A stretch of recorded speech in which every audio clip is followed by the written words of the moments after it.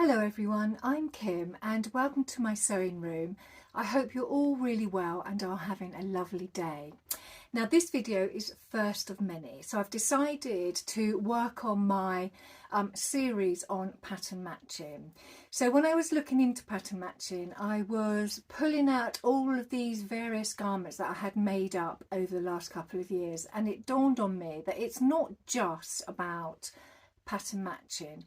It also covers things like pattern alignment, fussy cutting fabric to the extent that you can create an illusion, and also, going right back to when you have your fabric and you're laying out your pattern pieces and maybe cutting them out, cutting the fabric out singularly so that you can get a more balanced look to your garment. So I thought, this is quite a big topic to cover. So I'm going to, in this video, just go through visually some of the pattern matching alignments in my clothes so that you can see exactly where I'm coming from. And further into the series, I will be doing a few sew-alongs and showing you how I have created not just how to pattern match but also to align, etc. All the little extra bits that just balance and give your garments a really nice finished look to them. So I thought what I'd do is I would go through various garments. I'm going to put on a few garments and just talk through them so that you can see where I'm coming from, because there's nothing better than a visual demonstration. So get yourself a nice cup of tea, get settled, and let's start. So why would you pattern match? Now, I have been sewing for a very long time, and it is not until recently that I started to pattern match.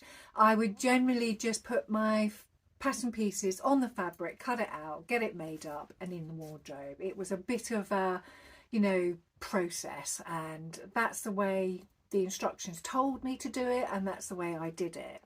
The first time I thought about pattern matching was actually through the pandemic, because I wasn't able to work. So I really got into my sewing, and my son had just left home. He'd bought a house around the corner, and I had this room begging, and I made it into my sewing room. And because I had this opportunity to sew as and when I wanted, I felt more encouraged to have a go at things I wouldn't normally have a go at, because everything was all set up and I could just literally come into the sewing room and sew.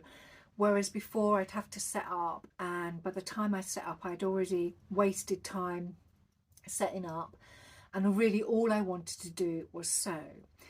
And my first attempt at pattern matching, and I didn't think it would make that much difference, but when I'd finished the garment and I put it on, and it actually made me feel that this garment was special. It had elevated it, and it made me feel really good in it, because I thought it doesn't look like it is shop bought.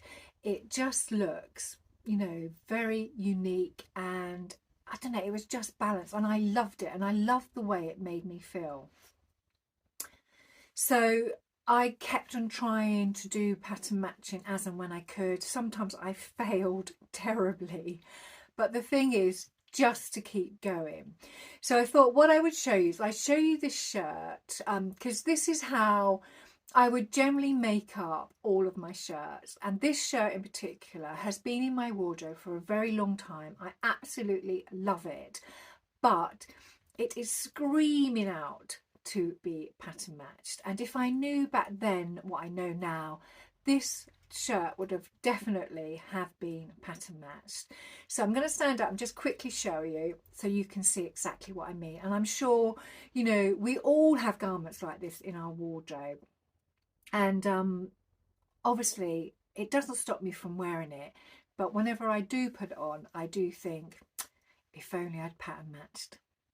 So here you can see, this print here is really close to this, and the front is obviously not pattern matched, and there's no pattern matching or alignment at all on this shirt, but it's still a really nice shirt. But it's there's such a unique print on this. It does look like it would have pattern matched beautifully, but hey ho, you know, we learn from these things, so we move on. So this shirt has been pattern matched down the front. Now the print of this pattern is these pink leopards, and they run in straight rows and columns. So to not have pattern matched this would have been criminal. It would have looked so obvious. It would have made the shirt look uneven, and there would have been a jog in the middle of the shirt. And as sewists, we look at things like that. It would have been obvious, and it would have just looked like a shop bought shirt. But because I have taken the time to pattern match this, and believe me, this shirt was a real test, because I didn't have a lot of fabric and I really had to play around with placing the pattern pieces on the fabric to get this to work. So I'm going to stand up and show you it, and you'll see how it keeps that uniformity of the pattern going, and for me it just elevates this garment. So if I come up closely, you can see that all of the columns and rows are all sort of uniform. There's no break in them, and the front has been pattern matched.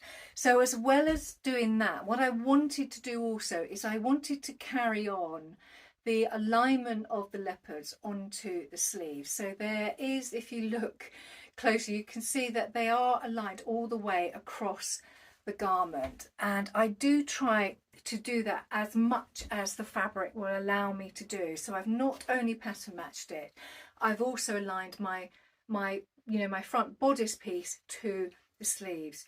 Nobody else would notice, but I do, and I really do like to do that, and it elevates the garment, and it makes, when I wear this garment, it makes me feel really good in it. So it was a successful make for me. So this shirt is very similar to the leopard shirt, because this has been pattern matched down the front, and I've also aligned the pattern on the sleeves. Now this fabric is slightly different because it's not as uniformed. It's quite random, and when I originally bought the fabric, I didn't think I would pattern match it, but when it came I realised that I did really want to pattern match it, so I went off and bought extra fabric just so I could pattern match this shirt. And you can see what I mean about the randomness of this fabric. And really, anybody else looking at this shirt, I don't even think they would notice that it had been pattern matched, but I'll explain it as I show you it. Right, so this is my Tula Pink birdie shirt. Now the birds are all randomly all over the place, and could have got away with not pattern matching this fabric at all, but the only part of it where there's any sort of uniformity is these knots that run crisscross through the fabric, and that's really what I wanted to pattern match. And I tried to, when I was pattern matching, not to go through the birds. I didn't want to cut them in half, so I selected the fabric so that it just went through the trellis. So if I show you this, you know, you can just see it. Nobody else would probably notice it because the birds are so random. But I just really liked how it looked, and I tried to also align the sleeve to the front, though I don't think it would really matter on fabric like this because of those birds and where they're positioned on the fabric. But I love this shirt. It probably cost me twice as much than it should have done because I wanted to pattern match. So this shirt is my Calf Facet Vases shirt. Now I didn't have enough fabric to actually pattern match the front. So what I did is I cut the fabric in such a way that it gives the illusion that it is pattern matched. Now anybody looking at the shirt initially would think pattern matched, lovely, and move on. Wouldn't think anything about it. But now I've told you, you will know it's not pattern matched. So basically all I did when I cut the fabric out was just keep some sort of uniformity of the pattern. So I'll stand up and I'll show you, and you will know exactly what I mean. So straight away, by looking at this shirt, it does look like it's pattern matched, and the uniformity of it is, it basically goes vase, teacup, vase, and it runs like that all the way through the fabric. And the fronts of it are, we've got a big large vase here and a teacup or a teapot. So effectively this bit here does not match this bit here. These are two different vases. This is a teacup and this is a teapot. But from a distance you look at it and it does look pattern matched, but it's not. And now you can see it and you know my secret. So this shirt is completely different from the previous shirts I've showed you because there is no pattern matching. It's all about fussy cutting of the fabric and pattern alignment. And because I fussy cut the fabric, it was cut singularly. This is a panelled fabric, so the fabric design ran down the length of the fabric. So each piece was cut on the cross grain. And it didn't matter, but it just enabled me to really position my pattern pieces exactly where I wanted to get the look that I wanted. So I'm going to stand up and show you this beautiful shirt, and I do apologise because I made this a very, very long time ago and I put a bit of weight on and I feel like a sausage in it, but it will just give you an idea of what it looks like, so bear with me. Right, so here she is. So this is a giraffe design on a black background, and the giraffes on the panel ran all the way down the bottom of the fabric, and there was a black section with the mottled colour from all the giraffe tones. So I wanted to capture all of that in this shirt. So the first part of the shirt was this. So this was the panel at the bottom of the fabric that ran up. Then I moved the next front pattern piece up slightly so I could get this top part of the giraffes in the middle of my panel, and then this section here, because I wanted this design here to come across, because I wanted this fabric to be in the front bands and the cuffs. So even though I had done all of that, I also decided that I wanted the head of one of the giraffes to be on the sleeve, so it stood out on the sleeve. And then on the other side, I wanted the giraffe on this sleeve to just balance up nicely with the giraffe on the front panel. And then the back of the shirt is just the giraffes as they appeared on the bottom of the panel. So this shirt was a bit of an experiment, and I love it. And even though it doesn't fit, I don't want to give it away because I just love it so much, and I will keep it, and hopefully one day I will be able to get into it so it's comfortable. So this shirt is a great example of how to fussy cut and use pattern alignment. And it does mean cutting out your fabric pieces singularly, and spending a bit of time moving your pattern pieces around your fabric to get the look that you want. And I really enjoyed and had lots of fun making this shirt.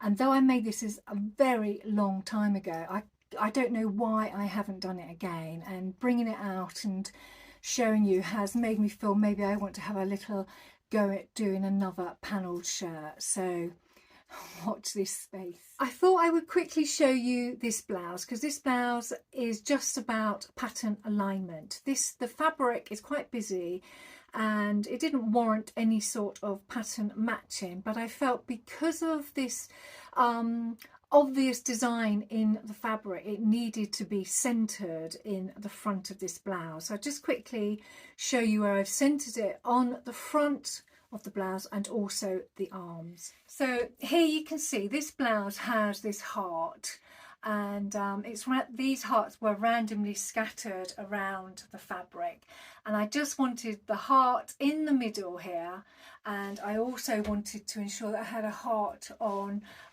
each of the sleeves. So I mean, nobody would really notice, but I just wanted to spend a bit of time getting those centralized, because for me, I just like the look of it. I just really wanted to showcase this part of the fabric. So not everything goes to plan. Now, I made this blouse out of some beautiful Lady McElroy Cobra corsage in kiwi. Absolutely love this fabric.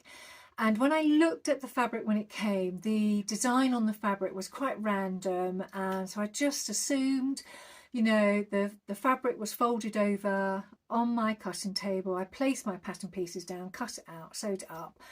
And then when I came to put it on, I realised that the two front panels were very similar in such a way that they focused the eye. So when I stand up, you'll see what I mean. And I became quite annoyed, because I thought, you know, if I'd just taken a little bit more time studying the fabric beforehand, and possibly doing a session of single cutting my pattern pieces, I would have got a better garment.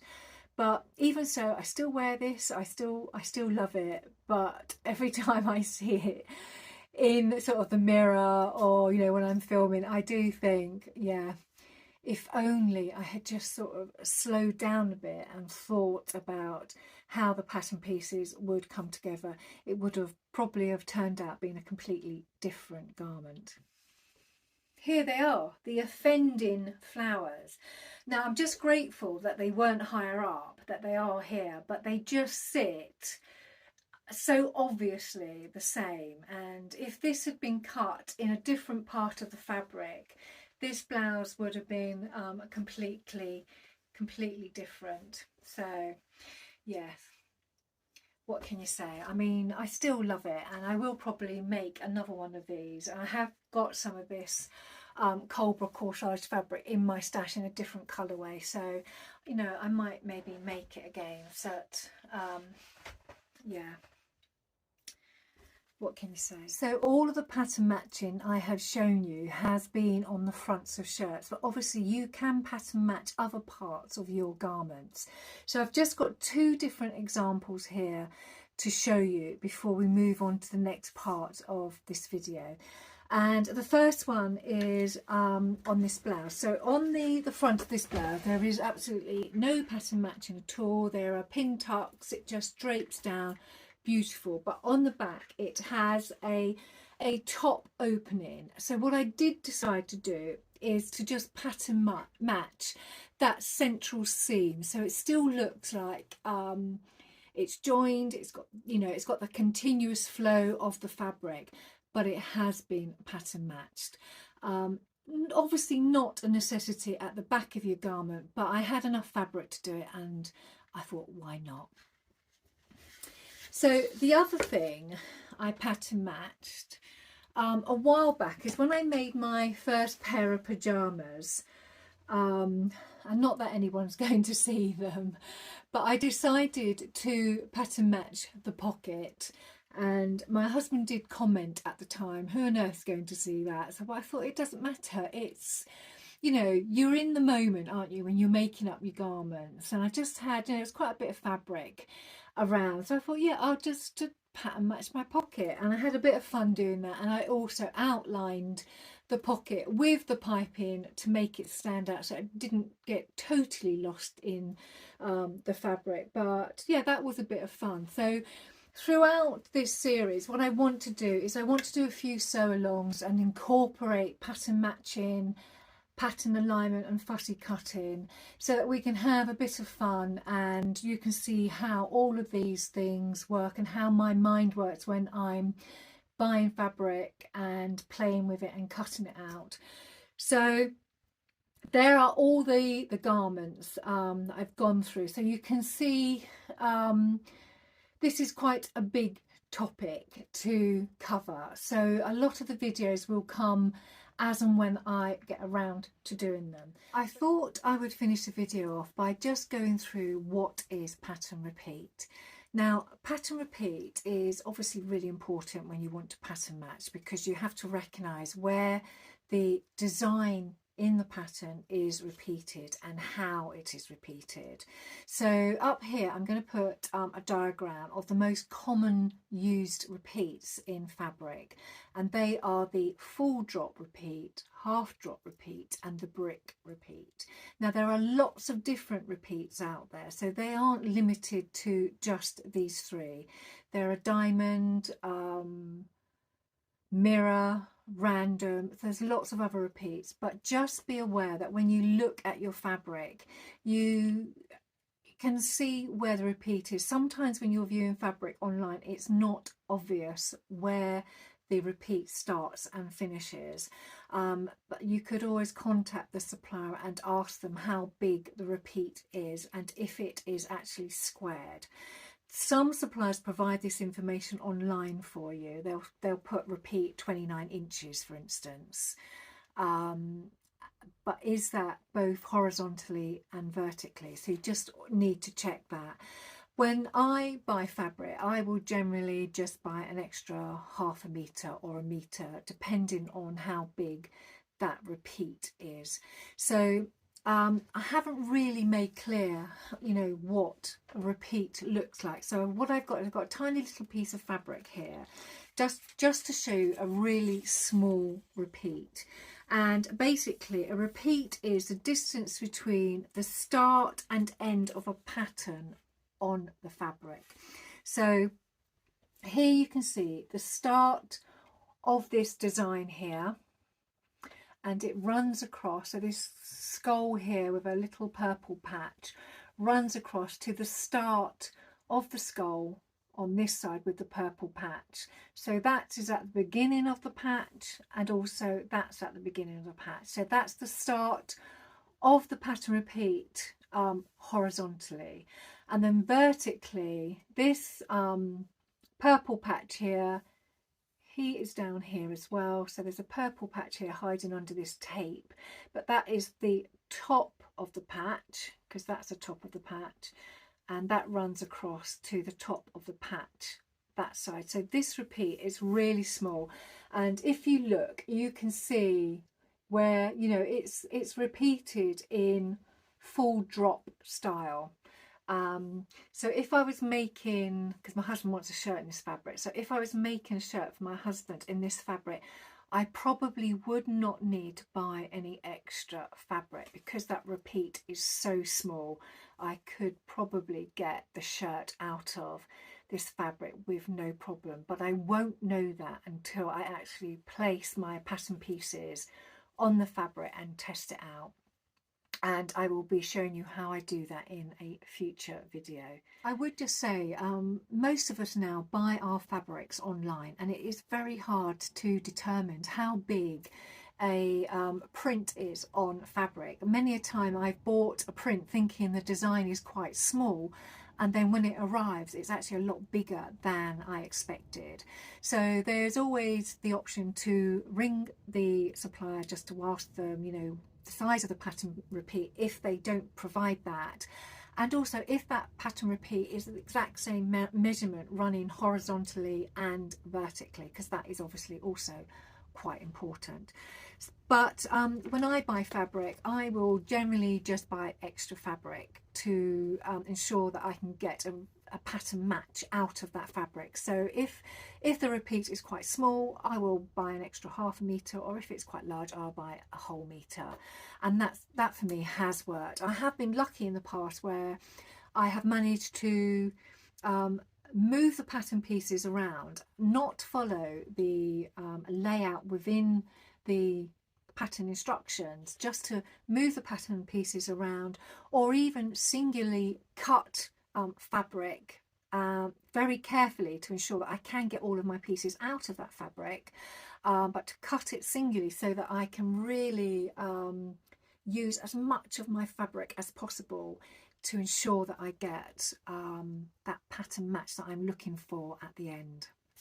But all of this will be covered when I start making up some of these garments, and you'll see how the process works and how you can then incorporate it into your future garments. I hope you've enjoyed my first video in my pattern matching series, and if you have, it would be lovely if you could give me a thumbs up or subscribe if you haven't.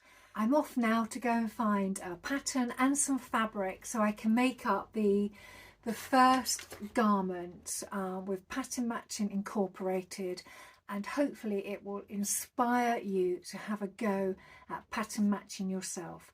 So until next time, I will see you all very soon. Take care. Bye.